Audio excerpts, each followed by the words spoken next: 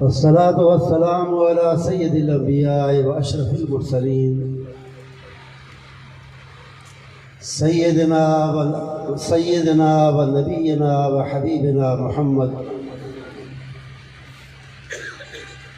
وعلى آله وصحبه أجمعين. أما بعد فأعوذ بالله من الشيطان الرجيم. إنا نحن نزلنا الذكر وإنا له لحافظون.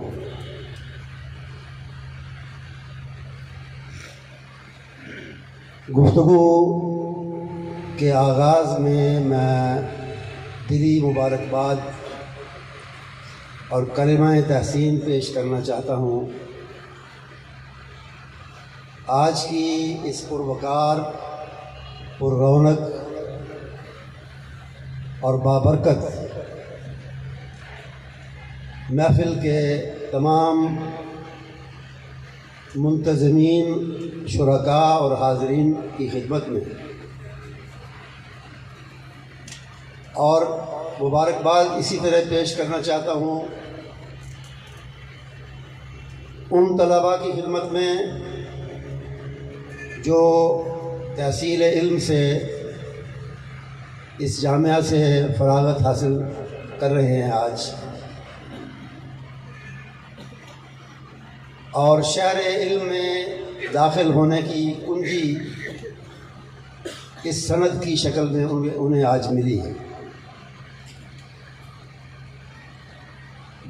وہ طلباء بھی قابل تبریک اور قابل مبارکباد ہیں جنہوں نے مختلف شعبوں میں امتیاز کے ساتھ کامیابی حاصل کی اور انعامات پائے. ابھی آپ نے صحیح البخاری کی آخری حدیث سند کے ساتھ سنی، اور یہی ایک بنیادی خوبصورتی ہے حدیث کی کہ اس کا بیان فضا اور ہوا میں نہیں ہوتا. اس کے بیان کے لیے ایک گولڈن چین، ایک سنہری سلسلہ ان اسماء گرامی کا ذکر کیا جاتا ہے اور ہوتا ہے جن کے ذریعے نبی محترم صلی اللہ علیہ وسلم کا کوئی فرمان حدیث کی شکل میں ہم تک پہنچا. یعنی اگر آپ نے تھوڑا سا غور کیا ہو تو آپ نے دیکھا ہوگا کہ اس عزیز طالب علم نے جو سند پڑھی اپنے استاذ محترم جناب مولانا غلام مصطفیٰ ظہیر امن پوری سے شروع کر کے حضرت امام محمد بن اسماعیل بخاری رحمۃ اللہ علیہ تک اسے پہنچائے، اور حضرت امام بخاری رحمۃ اللہ علیہ نے پھر ان اسماء گرامی کا ذکر کیا جن کے ذریعے ان تک یہ بات نبی محترم صلی اللہ علیہ وسلم کی پہنچی تھی. یعنی ایک شروع سے لے کر آخر تک ایک چین ہے، ایک سلسلہ ہے، اور اس کی کوئی کڑی دوسری سے الگ نہیں ہے. یہ اس کی بہت بڑی خوبصورتی ہے، اور میں سمجھتا ہوں کہ اس طرح کا طریقہ جو ہے، یہ طریقہ روایت حدیث کا، اس کی اور کوئی مثال دنیا کے کسی علم میں نہیں ہے.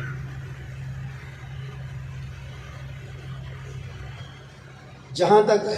حدیث کی اہمیت، ضرورت کا تعلق ہے، یقیناً مجھ سے پہلے جن معزز محترم علماء کرام نے گفتگو کی اور خطاب فرمایا انہوں نے اس پر بات کی ہوگی. جناب نور پوری صاحب کے بارے میں سن رہا تھا کہ انہوں نے حجیت حدیث، یعنی حدیث کس طرح اور کیوں ایک حجت ہے اور اس کی کیوں ضرورت اور اہمیت ہے، اس پر گفتگو فرمائی. اصل میں سمجھتا ہوں میرے لیے یہ اعزاز ہے کہ جناب مولانا غلام مصطفیٰ ظہیر صاحب اور جناب نور پوری صاحب اور سفیان شاہ صاحب اور دوسرے تمام علماء کی موجودگی میں مجھے موقع ملا اس پیارے اور اہم سلسلے ایک کا ایک حصہ بننے کا، اور یہ میں سمجھتا ہوں میرے لیے بہت بڑی سعادت ہے۔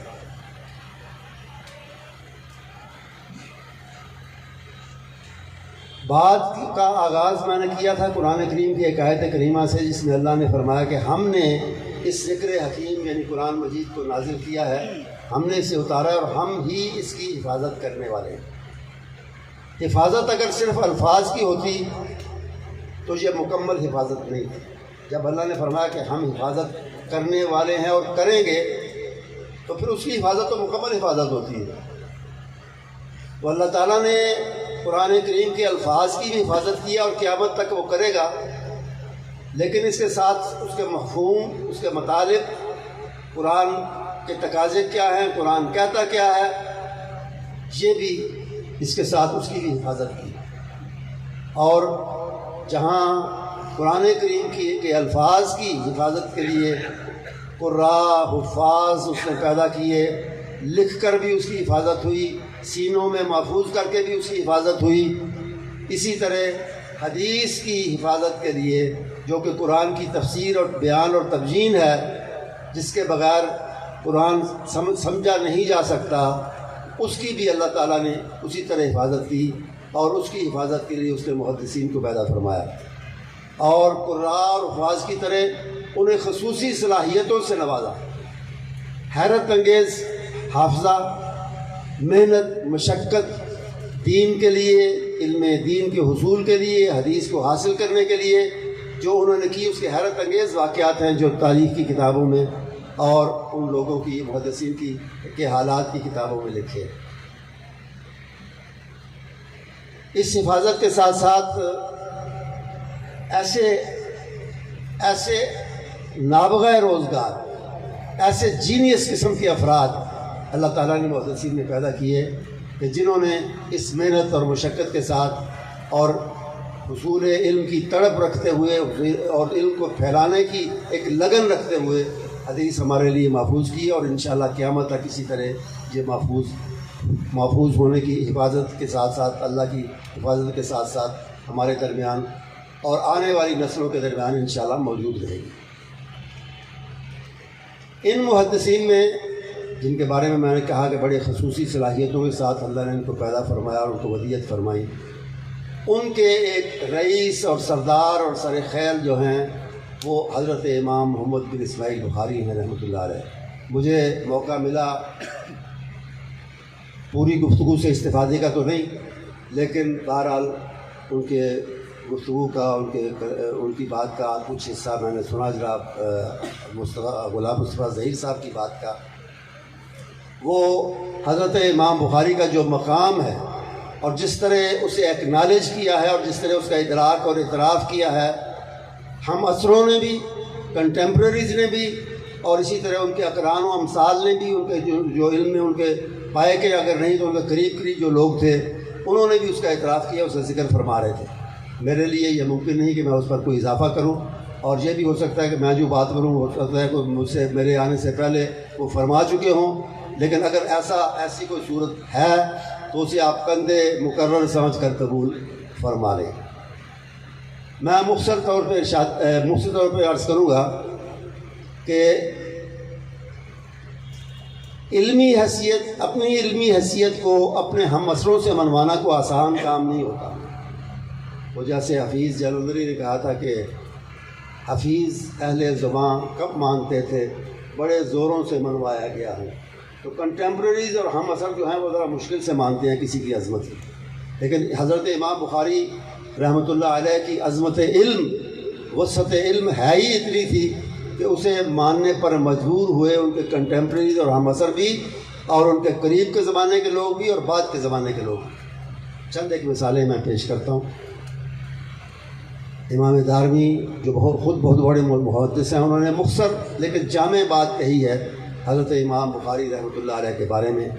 کہ ہوا عالمنا و افقہنا، وہ ہم سب میں زیادہ علم حدیث، علم رکھنے والے اور علم کی سمجھ رکھنے والے ہیں، فقاہت رکھنے والے ہیں، عالم بھی ہیں، فقیہ بھی ہیں اور سب سے بڑے۔ اسی طرح ان کے شاگرد ہیں، ان کے استاد ہیں محمد بن سلام پہ کندی، استاد نے اپنے لائق شاگرد کے بارے میں کہا کہ وہ کلاس میں جب بیٹھے ہوتے تھے مجھ سے پڑھ رہے ہوتے تھے حدیث، مجھ سے سن رہے ہوتے تھے حدیث، تو لا ازال خائفا منہ، میں ڈرتا رہتا تھا کہ مجھ سے پڑھاتے ہوئے کوئی غلطی نہ ہو جائے۔ استاد شاگرد سے ڈرتا رہتا تھا۔ اسی طرح ان کے ایک اور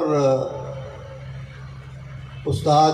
محمد بن بشار نے کہا کہ ہوا افقہ اہل زمانے، وہ اپنے زمانے کے سب سے بڑے فقیہ ہیں، سب سے بڑے عالم ہیں۔ امام ترمذی کا تبصرہ جناب غلام مصطفیٰ صاحب نے ذکر کیا، جنہوں نے کہا کہ حدیث کی سندوں، اسانید اور اس کی علتوں سے جتنے واقف اور جتنے اس کے عالم حضرت امام بخاری ہے اور کوئی نہیں ہے۔ لم ارا بالعلل والاسانید عالم من محمد بن اسماعیل۔ تو یہ علل کیا ہوتی ہیں؟ یہ علتیں یہ وہ پوشیدہ بیماریاں یا پوشیدہ کمزوریاں ہوتی ہیں حدیث کی، جنہیں بڑے ماہر لوگ ہی پہچان سکتے ہیں۔ بظاہر وہ حدیث صحیح نظر آتی ہے سند کے اعتبار سے، ہر لحاظ سے، لیکن اس کے اندر کوئی پوشیدہ ایسی بیماری ہوتی ہے سند میں یا کسی متن میں جس کی وجہ سے جس کو پہچاننے کے لیے دقت نظر کی ضرورت ہے، اور وہ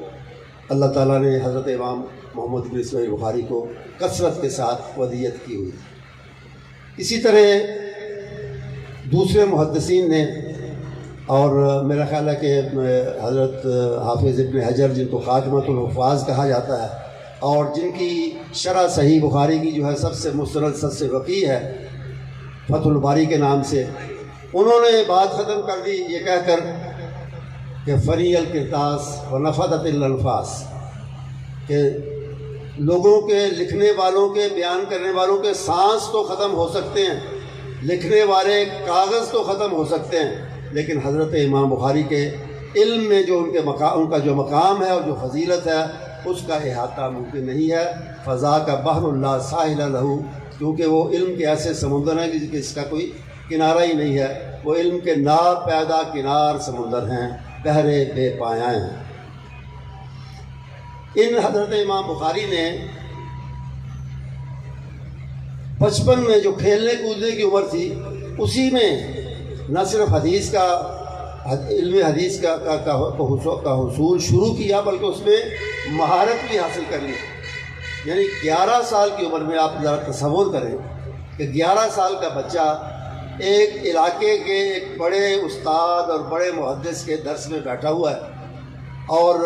استاد جو داخلی کے نام سے جانے جاتے تھے وہ سند ایک بیان کر رہے ہیں، اور وہ کہتے ہیں کہ ابراہیم راوی ابن زبیر سے یہ روایت کرتا ہے حدیث۔ تو بچہ جرأت کر کے ان کو ٹوکتا ہے ادب سے اور کہتا ہے محترم، ابراہیم نے کبھی ابن زبیر سے روایت نہیں کی، کوئی حدیث روایت نہیں کی، آپ شاید زبیر بن عدی کہنا چاہتے ہیں، ابو زبیر نہیں، زبیر بن عدی شاید آپ کہنا چاہتے تھے، تو آپ سے غلطی ہو گئی۔ استاد محدث اپنے نوٹس کو چیک کرتے ہیں اور وہ اس نتیجے پر پہنچتے ہیں کہ واقعی بچے کی بات درست ہے اور ان سے غلطی ہو گئی۔ 11 سال کی عمر میں ایک بڑے محدث کو انہوں نے غلطی پر ٹوک دی۔ پھر حافظ ابن حجر نے تذکرۃ الحفاظ میں لکھا کہ 14 سال کی عمر میں حضرت امام بخاری رحمۃ اللہ علیہ نے بخارا سے باہر قدم رکھا، 14 سال کی عمر میں، اور اپنے حصول علم کے لیے، حصول حدیث کے لیے انہوں نے سفر شروع کیے۔ 16 سال تک تقریباً یہ سفر جاری رہے۔ اس سلسلے میں بہت مشقتیں بھی برداشت کی۔ حافظ صاحب فرماتے ہیں کہ بعض اوقات انہیں بے آباد جگہوں سے، جنگل بیابان سے گزرنا پڑتا تھا، زیادہ راہ بھی ختم ہو چکا ہوتا تھا، تو جنگلی پودے یا جڑی بوٹیاں کھا کے پیٹ بھرتے تھے، لیکن اپنے سفر کو، حصول علم کے شوق کو جاری رکھتے۔ اس محنت اور مشقت اور ذہانت کے ساتھ ساتھ ایک اور چیز جو اس امام بخاری کی اس کتاب کے پیچھے موجود ہے، جو قوت، وہ ان کی روحانی قوت ہے، وہ ان کا دینداری کا جذبہ ہے۔ اس سند میں آپ نے ان کے ایک شاگرد فربری کا ذکر بھی سنا، یہ ان کے شاگرد بیان کرتے ہیں کہ میں نے حضرت امام کو یہ کہتے ہوئے سنا، یہ قول ظاہر کرتا ہے کہ انہوں نے نہ صرف اس کتاب کی تدوین کے لیے، تالیف کے لیے محنت، مشقت اور ذہانت سے کام لیا، بلکہ روحانیت سے بھی کام لیا، اللہ سے استمداد، اللہ سے مدد بھی چاہیے۔ وہ کہتے ہیں کہ حضرت امام فرماتے تھے کہ ما کتبت فی الصحیح حدیثا الا اغتسلت قبل ذلك وصلیت رکعتین۔ اس کتاب صحیح میں نے کوئی حدیث ایسی شامل نہیں کی جس کے شامل کرنے سے پہلے میں نے غسل نہ کیا ہو اور 2 رکعت اللہ سے مدد مانگنے کے لیے اور اللہ کی توفیق مانگنے کے لیے ادا نہ کی ہو۔ اور ایک دوسرے شاگرد اس میں اضافہ کرتے ہیں، وہ کہتے ہیں وہ یہ بھی فرماتے تھے وَتَيَقَّنْتُ صِحَتَهُ، اور جب مجھے ہر لحاظ سے فزیکلی بھی اور روحانی طور پہ بھی اور اللہ تعالیٰ کے ایک اشارے سے بھی، روحانی اشارے سے بھی جب مجھے یقین ہو جاتا تھا کہ یہ حدیث صحیح ہے، پھر ہی میں اس کو درج کرتا تھا، اس سے پہلے نہیں کرتا۔ تو یہ وہ بیک گراؤنڈ ہے، یہ وہ پس منظر ہے جس میں حضرت امام بخاری رحمۃ اللہ علیہ نے اس حدیث کی تعلیف فرمائی۔ اب تھوڑی سی بات ان راویوں کی کرتے ہیں، ان اساتذہ کی کرتے ہیں جن کے ذریعے حضرت امام بخاری رحمۃ اللہ علیہ تک اس آخری حدیث کے 90 الفاظ پہنچے۔ ان میں سے سب سے پہلے نام آتا ہے محمد بن اشکاب کا، جنہیں اشکاب بھی کہا جاتا ہے، پڑھا جاتا ہے، اشکاب فتح اور کسرہ دونوں کے ساتھ پڑھا جاتا ہے۔ یہ محمد بن اشکاب کوفے کے رہنے والے تھے، لیکن زیادہ وقت ان کا جو ہے علمی جو ان کی زندگی ہے وہ زیادہ تر مصر میں گزری، اور بڑے محدثین میں، بڑے راویوں میں، حدیث کے بڑے راویوں میں ان کا شمار ہوتا۔ اس کے بعد دوسرے اس کے راوی ہیں عمار بن کعکع۔ یہ اتنے بڑے محدث ہیں کہ امام احمد بن حنبل، جنہیں امام اہل سنہ کہا جاتا ہے اور جنہوں نے خود ایک زبردست کتاب حدیث کی مسند امام احمد کے نام سے جو پہچانی جاتی ہے، وہ تالیف فرمائی ہے، یہ ان کے استاد ہیں، ان کے اوپر کے راویوں میں ان کا شمار ہوتا ہے عمار بن کعکع۔ اسی طرح محمد بن فضیل جو ہے وہ اپنی جگہ پر ایک جید محدث ہیں۔ ابو زرع یہ ایک صحابی کے پوتے ہیں، جریر بن عبداللہ کے۔ ابو زرع ان کی کنیت ہے، اپنا نام ان کا بعض اسماء رجال کے بعض علماء نے جریر بتایا، بعض نے یعنی دادا کے نام پہ، بعض نے پردادا کے نام پہ عبداللہ بتایا، کسی نے کوئی اور نام کا ذکر بھی کیا۔ بہرحال یہ زیادہ تر اپنی کنیت سے ہی معروف ہے، اور یہ حضرت ابو ہریرہ رضی اللہ تعالیٰ عنہ کے شاگردوں میں سے۔ پھر حضرت ابو ہریرہ کا نام آتا ہے۔ ابو ہریرہ تو ابو ہریرہ ہے، محتاج تعارف نہیں ہے، لیکن اتنا کہنا کافی ہے کہ 5000 سے زیادہ، 5300 کے قریب ان کی روایات کتب حدیث میں موجود ہیں، اور ان میں سے 2500 کے قریب ایسی روایات ہیں جو مسلم اور بخاری کا جن پہ اتفاق ہے، جن کی صحت پر، یعنی جو متفق علیہ روایات کہلاتی ہیں۔ یہ اس کے راوی ہیں۔ اس کے بعد ظاہر ہے کہ ابو ہریرہ رضی اللہ تعالیٰ عنہ وہ صحابی ہیں جن کی یادداشت کے لیے، حفظ حدیث کے لیے، جن کے دامن میں رسول اکرم صلی اللہ علیہ وسلم کی دعا بھی تھی، اور وہ مشقت کو اور بھوک اور پیاس کو اور مشکلات کو برداشت کرنے کے باوجود مجلس نبوی سے لگے رہتے تھے، چمٹے رہتے تھے، اور آپ سے باتیں سنتے رہتے تھے اور ان کو یاد کر کے آگے پہنچاتے رہتے تھے۔ تو یہ حضرت ابو ہریرہ رضی اللہ عنہ جو اصل راوی ہیں، نبی اکرم صلی اللہ علیہ وسلم سے سننے والے اور آگے بیان کرنے والے۔ امام بخاری رحمۃ اللہ علیہ نے یہ کتاب جو تالیف کی ہے، اس کو محدثین 3 اور 4 صدی کے دوسرے جو محدثین ہیں، ان کے طریقے کے مطابق انہوں نے ابواب میں تقسیم کیا ہے، فصول میں تقسیم کیا ہے، لیکن باب کا نام انہوں نے کتاب رکھا ہے اور فصل کا نام انہوں نے باب رکھا ہے، وہ یہ نام انہوں نے اختیار فرمایا۔ اور جیسا کہ محترم امن پوری صاحب بیان فرمائے تھے، انہوں نے تو ایگزیکٹ تقریباً تعداد بتائی، اندازاً یہ کہا جا سکتا ہے کہ اس کتاب میں 4000 ابواب ہیں اور 1000 کتابیں، یعنی دوسرے لفظوں میں کہنا ہے کہ 1000 باب ہیں اور 4000 فصلیں ہیں۔ لیکن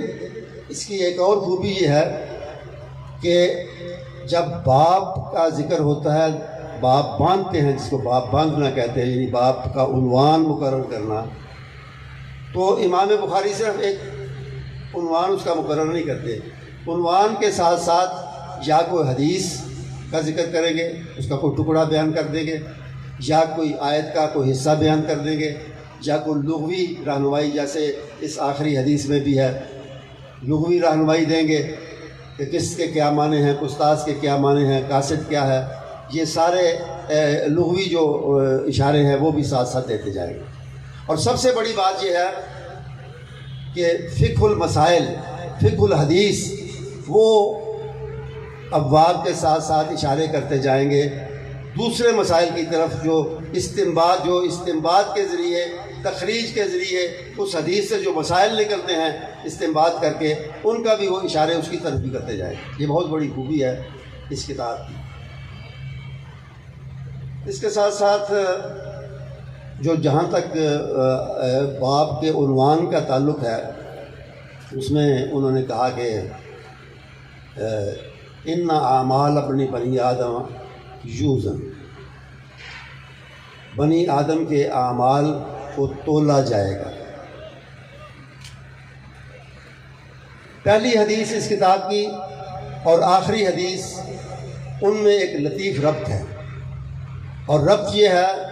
کہ انسان کے اور مومن کے عمل کی ابتدا نیت سے ہوتی ہے۔ پہلی حدیث آپ جانتے ہیں اس کتاب کی ہے انما الاعمال بالنیات، عمل کا دار و مدار نیت پر ہے، اور آخری حدیث ہے کہ اعمال تولے جائیں گے۔ تو عمل کی ابتدا نیت ہے اور اس کی انتہا اس کا تولا جانا ہے۔ اس مناسبت سے پہلی حدیث نیت کے بارے میں آ گئی اور آخری حدیث جو ہے وہ عمل کے تولے جانے کے بارے میں آ گئی۔ پھر ایک اور مناسبت ہے پہلی اور آخری حدیث کی کہ اس میں اصل الفاظ جو آتے ہیں پڑھنے کے لیے جو سکھایا ہے، میں اس کی طرف آؤں گا بعد میں، سبحان اللہ و بحمدہ، سبحان اللہ العظیم پڑھنا سکھایا نبی کریم صلی اللہ علیہ وسلم نے، اور اس کی فضیلت اور اس کا ثواب بتایا ہے۔ تو یہ اس کی مناسبت یہ ہے کہ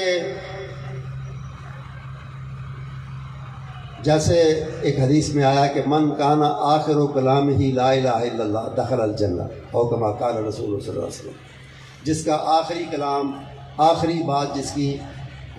لا الہ الا اللہ کا اقرار ہوگا، وہ جنت میں داخل کیا جائے گا۔ لا الہ الا اللہ کے اقرار کے سلسلے میں یہ بات ذہن میں رکھیں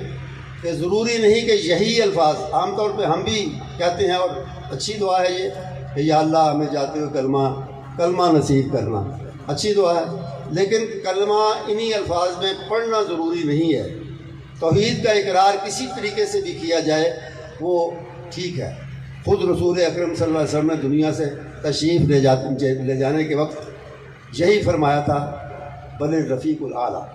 توحید کا اقرار کر کے آپ دنیا سے تشریف لے گئے تھے ان الفاظ کے۔ تو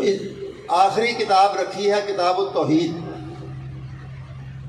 عام آدمی تو یہی سمجھے گا کہ توحید اسلام کا ایک بنیادی عقیدہ ہے، اس لیے اس کا ذکر پہلے ہونا چاہیے، لیکن حضرت امام بخاری نے آخر میں اس کو لائے ہیں کتاب التوحید۔ تو یہ اشارہ ہے اس بات کی طرف کہ انسان کا اختتام جو ہے، اس کے اعمال کا اور اس کی زندگی کا اختتام جو ہے وہ کلمہ توحید پر یا اقرار توحید پر ہونا چاہیے۔ یہ بھی اس کی مناسبت۔ پھر اس کی ایک مناسبت سبحان اللہ و بحمدہ سبحان اللہ العظیم کی مناسبت جو ہے وہ جنتیوں کے کلام سے بھی ہے، جو انجام ہے اچھے لوگوں کا جنت، تو اس جنتیوں کے کلام سے بھی ہے، جیسا کہ سورہ یونس کے شروع میں اللہ تعالیٰ نے فرمایا کہ دعواہم فیہا سبحانک اللہم و تحیتہم فیہا سلام، اس سے بھی یہ سبحان اللہ و بحمدہ سبحان اللہ العظیم کی ایک مناسبت بنتی ہے۔ اب بات آئی وزن اعمال کی کہ اعمال تولے جائیں گے، لیکن اس سے پہلے ایک چھوٹی سی بات کہ ایک طرف فرمایا کہ ان اعمال بنی آدم وقولہم یوزن، اعمال جمع کا صیغہ ہے، قول سنگولر ہے یعنی واحد ہے۔ بعض نسخوں میں، صحیح بخاری کے بعض نسخوں میں اقوالہم بھی آیا ہے، لیکن زیادہ مستند نسخے جو ہیں ان میں قول ہے۔ تو اس کی کیا وجہ ہے کہ ایک طرف جمع ہے دوسری طرف واحد؟ علماء نے کہا کہ اصل میں قول یہاں مصدر ہے، اور مصدر جو ہے وہ واحد اور جمع دونوں کو کفایت کرتا ہے۔ بنی آدم، اعمال بنی آدم، بنی آدم کے اعمال تولے جائیں گے۔ اس میں ایک اشارہ یہ ہے کہ بنی آدم کے انسانوں کے اعمال تو تولے جائیں گے، ان کے اقوال بھی تولے جائیں گے، لیکن اللہ کے قول اور عمل کو کوئی نہیں تول سکتا، وہ موزون نہیں ہے، وہ تولنے میں نہیں آتے اور نہیں آئیں گے۔ بنی آدم کے الفاظ میں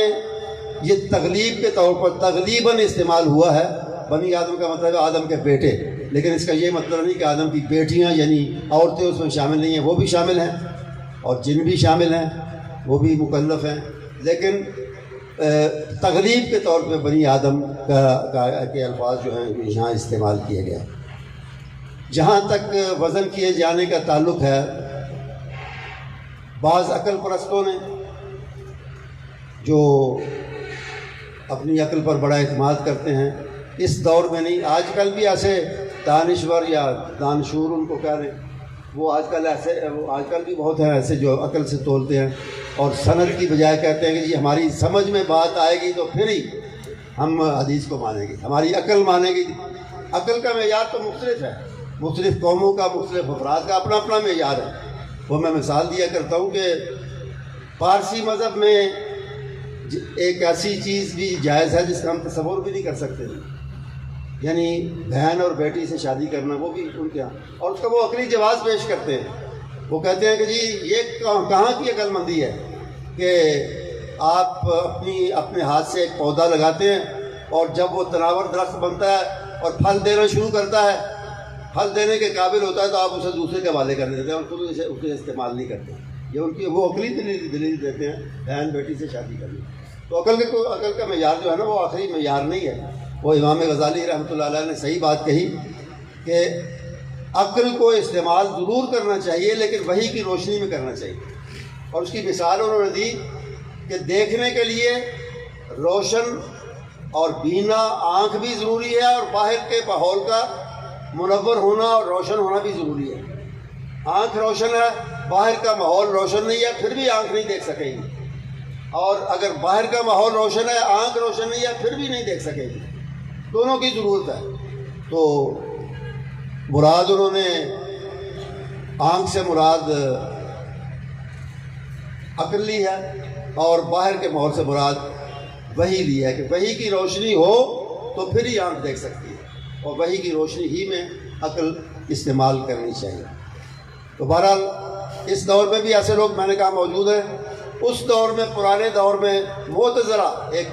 گروہ تھا، ایک فرقہ تھا جس کا نام آپ نے سنا ہوگا، وہ بھی عقل سے پرکھتے تھے ہر چیز کو۔ تو انہوں نے کہا کہ اعمال کیسے تولے جا سکتے ہیں؟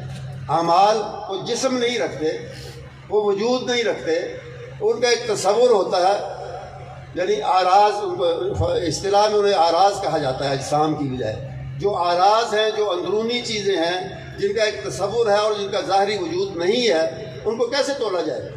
لیکن یہ دلیل تو زمانے نے اور زمانے کی ترقی نے اور سائنسی اکتشافات نے ختم کر کے رکھ دی ہے۔ آپ دیکھتے ہیں کہ تھرمامیٹر کے ذریعے اندرونی حرارت جسم کی وہ ناپی جا سکتی ہے۔ حرارت جسم نہیں رکھتی، حرارت ایک عرض ہے، آراز میں سے ہے، جو اجسام میں سے نہیں ہے، لیکن اس کو تولا گیا، اس کو ناپا گیا تھرمامیٹر کے ذریعے۔ اسی طرح بلڈ پریشر ایک اندرونی چیز ہے، ایک عرض ہے، جسم نہیں ہے اس کا کوئی، اس کو بھی بلڈ پریشر کے بی پی کے حوالے سے اس کا بھی اندازہ صحیح کر دیا جاتا ہے کہ کتنا ہے اور کتنا نہیں ہے، اوپر کا کتنا ہے، نیچے کا کتنا ہے۔ تو اس لیے یہ دلیل تو ختم ہو گئی۔ باقی یہ کہ کیا چیز تولی جائے، اس کے بارے میں 4 مختلف قسم کی رہنمائی حدیث سے ملتی ہے، جس کی جو اللہ چاہے تولے، یا یہ ساری چیزیں تولنے میں آ سکتی ہیں۔ ایک تو جیسا کہ یہ خود یہ حدیث بتا رہی ہے کہ الفاظ تولے جائیں، اقوال تولے جائیں گے۔ سبحان اللہ و بحمدہ، سبحان اللہ العظیم، یہ الفاظ ہے نا، قول ہے، زبان کی بات ہے۔ تو اللہ تعالیٰ نبی کریم صلی اللہ علیہ وسلم فرماتے ہیں کہ یہ خفیفتان علی اللسان ثقیلتان فی المیزان، تولنے میں بہت بھاری ہوں گے، ادائیگی میں زبان پر یہ ہلکے ہیں۔ تو پتہ چلا کہ الفاظ بھی تولے جا سکتے ہیں اور تولے جائیں گے۔ دوسرا، اعمال تولے جائیں گے۔ اس کی دلیل اس حدیث میں ہے جس میں آپ نے فرمایا، مثلا ایک حدیث ہے کہ ان اسقل الاشیاء فی المیزان حسن الخلق او کما قال، کہ اس میزان میں، اس ترازو میں جو سب سے بھاری عمل ہوگا، بھاری چیز ہوگی، وہ حسن اخلاق ہے۔ حسن خلق ایک عمل ہے جس کی طرف بدقسمتی سے ہم میں سے زیادہ تر لوگ غافل ہیں اور اس کو اہمیت نہیں دیتے، کہ لیکن آپ فرماتے ہیں کہ وہ تو تول میں بہت وزنی نکلے گا۔ حسن اخلاق سے لوگوں کے ساتھ اور بھائیوں کے ساتھ اور مسلمانوں کے ساتھ اور سب کے ساتھ پیش آنا، یہ بہت بڑا وزنی عمل ہے۔ تو پتہ چلا کہ اعمال بھی تولے جائیں گے، اسی لیے آپ نے فرمایا کہ یہ وزنی عمل ہے۔ تیسری چیز جو تولی جا سکتی ہے، تولی جائے گی کسی کی یا بعض کی، جس کی بھی اللہ چاہے گا تولی جائے گی، وہ صحیفے ہیں، یعنی اعمال نامے، عمل نامے، وہ دفتر، وہ کاپیاں، وہ رجسٹر جس پر ہمارے اچھے اور برے اعمال لکھے ہوئے ہیں۔ اس کی دلیل، کئی حدیثیں اس کی دلیل ہیں کہ صحیفے تولے جائیں گے، عمل نامے تولے جائیں گے۔ ان میں سے ایک حدیث وہ ہے جس میں رسول اللہ صلی اللہ علیہ وسلم نے فرمایا کہ ایک آدمی، اور یہ ایک آدمی نہیں ہے، یہ یاد رکھیں کہ اس طرح کی جو حدیثیں ہوتی ہیں کہ ایک آدمی پیش ہوگا، وہ کیٹیگری مراد اس سے ہے کہ ایسے کئی لوگ ہوں گے، ان کے ایک نمائندے کے طور پہ آپ ذکر فرما رہے ہیں کہ ایک آدمی پیش ہوگا اور وہ اتنا بڑا گناہ گار ہے کہ اس کے ایک کم 99 دفتر، کاپیاں، رجسٹر، بکیں اس کی بھری ہوئی ہیں اس کے گناہوں سے، 99 وہ سارے ایک پلڑے میں رکھے جائیں گے۔ تو اللہ تعالیٰ فرمائے گا فرشتوں سے کہ تم نے سب کچھ لا کے رکھ دیا جو اس کے اگینسٹ جاتا ہے، جو اس کے خلاف جاتا ہے۔ وہ ایک پرچہ ہے چھوٹا سا، ایک چٹ ہے، وہ بھی لے آؤ، اس کو بھی رکھو کہیں دوسرے پلڑے میں، وہ آئے گا دوسرے پلڑے میں رکھو۔ تو حدیث کے الفاظ آتے ہیں اس طرح تقریباً کہ توضع سجلات فی کفہ والبطاقۃ فی کفہ، ایک پلڑے میں وہ 99 دفتر، بڑے بڑے رجسٹر، کاپیاں وہ رکھی جائیں گی گناہوں کی، اور دوسری میں وہ ایک چٹ یا ایک چھوٹا پرزہ رکھا جائے گا۔ لیکن ہوگا کیا کہ پرزے والا پلڑا نیچے اور 99 کاپیاں اوپر، تول میں وہ وزنی نکلے گا ایک پرزہ۔ اب اس میں کیا ہے؟ اس میں یہ ہے کہ کسی وقت بڑے اخلاص کے ساتھ، بڑے یقین کے ساتھ، بڑے ایمان کے ساتھ اس نے کہہ دیا تھا اشہد ان لا الہ الا اللہ، میں اللہ کے ایک ہونے کی اور اس کے برحق معبود ہونے کی گواہی دیتا ہوں۔ یہ پرزہ کسی اخلاص کے ساتھ کہا ہوا، ایمان کے ساتھ کہا ہوا، 99 دفتر جو ہیں گناہوں کے ان پر بھاری نکلے گا۔ تو پتہ چلا کہ صحیفے بھی تولے جا سکتے ہیں، تولے جائیں گے۔ چوتھی چیز، ایک اور حدیث ہے کہ ایک سفر کے دوران حضرت عبداللہ بن مسعود رضی اللہ تعالیٰ عنہ، مشہور صحابی، وہ مسواک توڑنے کے لیے، کاٹنے کے لیے درخت پر چڑھے تو ان کی پنڈلیاں نظر آئیں، کپڑا ان سے ہٹا، پنڈلیاں بڑی پتلی پتلی، دبلی پتلی سی، عجیب حیرت کی لوگوں کو لگیں۔ تو بعض صحابہ انہیں دیکھ کے ہنس پڑے۔ تو نبی کریم صلی اللہ علیہ وسلم نے انہیں ہنسنے سے روکتے ہوئے فرمایا کہ لہما اسقل فی المیزان من احد، یہ پنڈلیاں اگر اس میزان میں تولی گئیں تو یہ احد پہاڑ سے زیادہ وزنی ہوں۔ پتہ چلا کہ بندے بھی تولے جا سکتے ہیں، اعمال بھی تولے جا سکتے ہیں، اقوال بھی تولے جا سکتے ہیں، صحیفے اور عمل نامے بھی تولے جا سکتے ہیں، جس کی اللہ چاہے۔ اب اس میں ایک اور لفظ جو ہے نا وہ ترازو کے لیے، تولنے والے ترازو کے لیے وہ موازین آیا ہے۔ موازین میزان کی جمع ہے، تو میزان کیوں نہیں کہا؟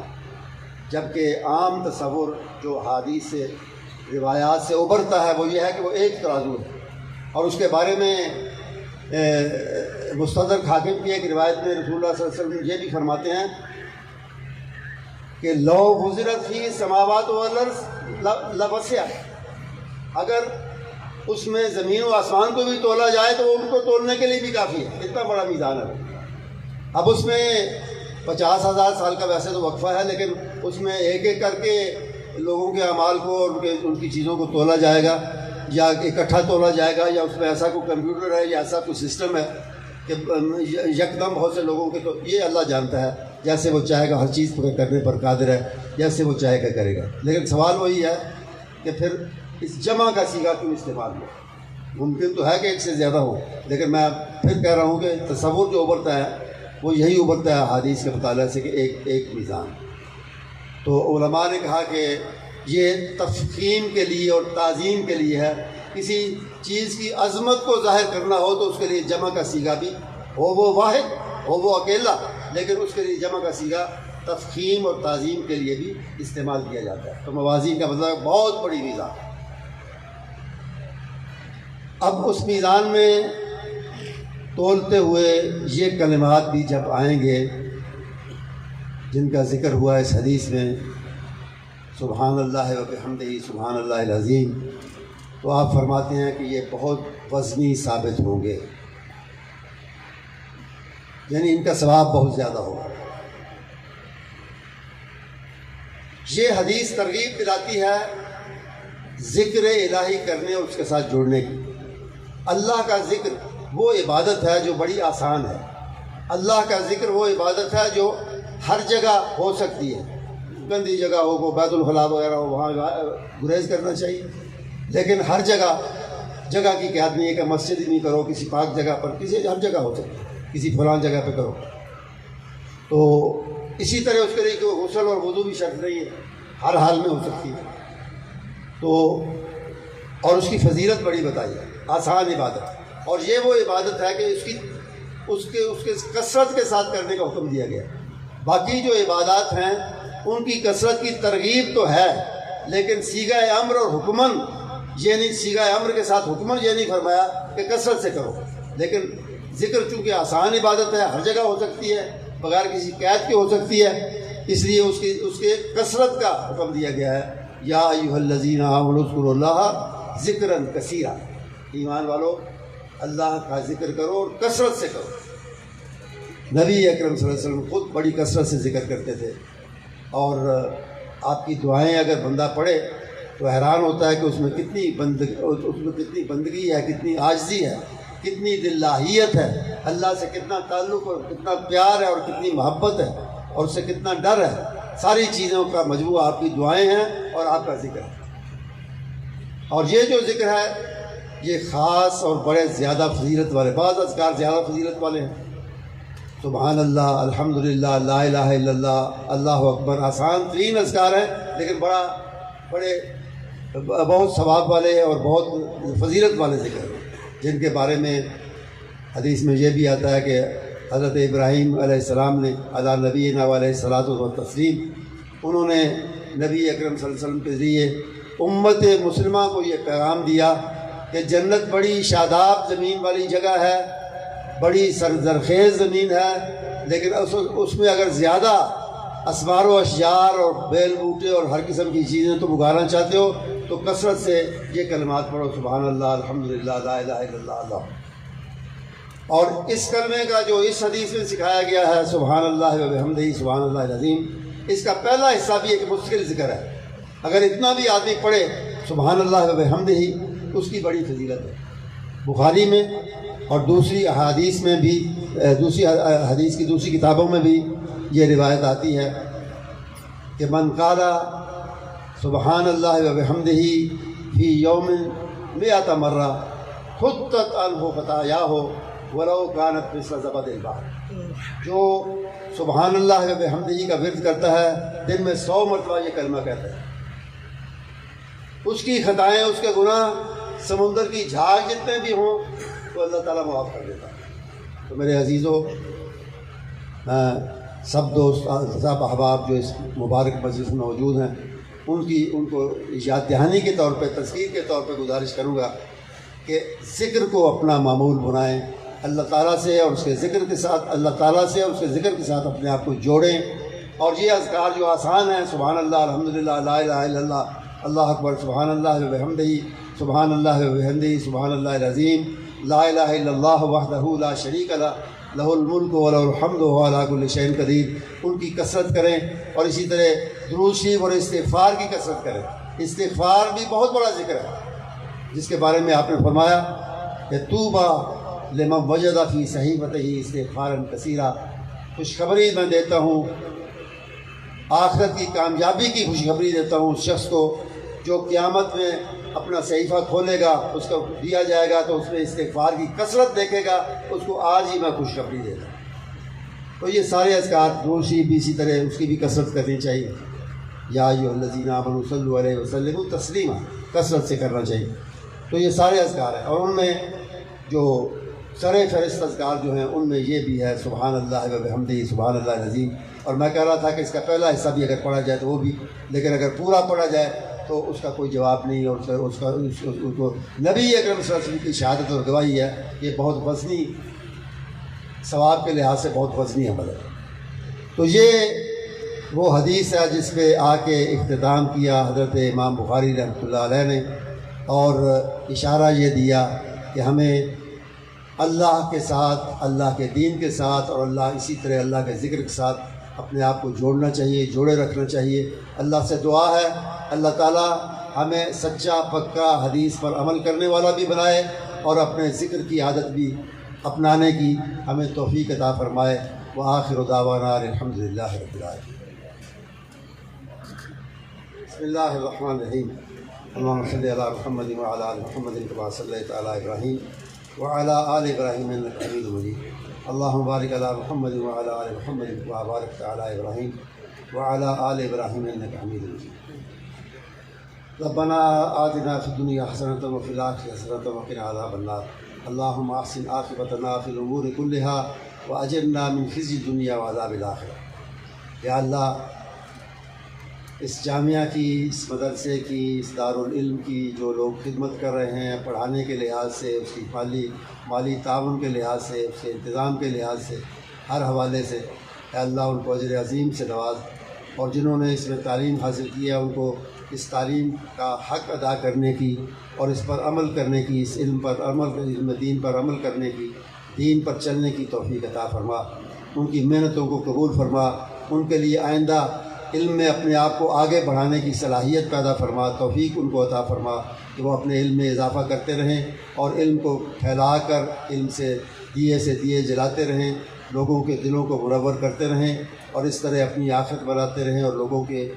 کی بھی اصلاح کرتے رہیں۔ یا اللہ اس جامعہ کو پورے علاقے کے لیے مینارہ نور بنا دے۔ یا اللہ اس کے اساتذہ کو اور اس کے فاضلین کو اور اس کے منتظمین کو اور اس کی مدد کرنے والے، اس کو چلانے والے مخیرین کو اجر عظیم عطا فرما۔ ربنا تقبل منا انک انت السمیع العلیم وتب علینا انک انت التواب الرحیم، وصلی وسلم علی نبیک الکریم وعلی آلہ وصحبہ اجمعین برحمتک یا ارحم الراحمین۔